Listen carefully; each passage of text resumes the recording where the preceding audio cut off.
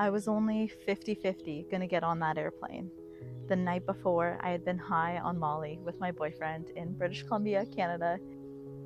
It was my flight to Australia for YWAM, which stands for Youth with a Mission, and I didn't know if I was gonna go.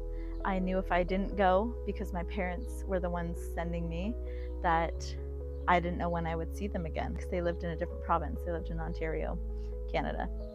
So yeah, in the end, I did. I got on the plane and God met me there. I originally agreed to go to YWAM because it was in Australia and because I love koalas.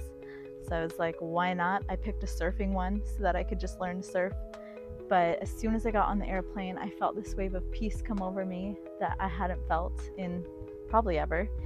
And when I got there the very first day, met a bunch of people, and I just felt so comfortable right away.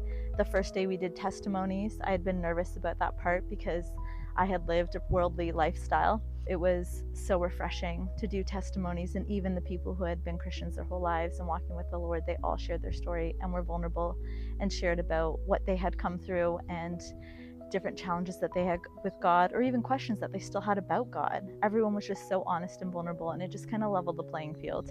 And then it was me and a couple others who were there and actually said we weren't Christians and didn't really know why we were there, which is always a great place to start. Again, just honest humility. Yeah, here I am.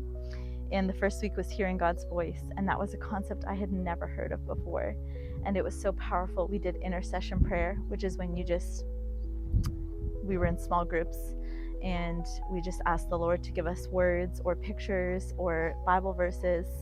And in my head, I was like, God's not going to give me anything. I'm not even a Christian. And right when we started praying, we prayed against distractions, against the enemy, all these things, then invited the Spirit in to speak to us. And I got an image right away, and I just started crying, and I was like, God is real. That was the first time I really realized God is real, and He speaks to us, and He loves us, and He wants a relationship with us. So if that's you today, I just want to encourage you to just close your eyes and try and quiet your mind, pray against distractions, and just ask God how He sees you.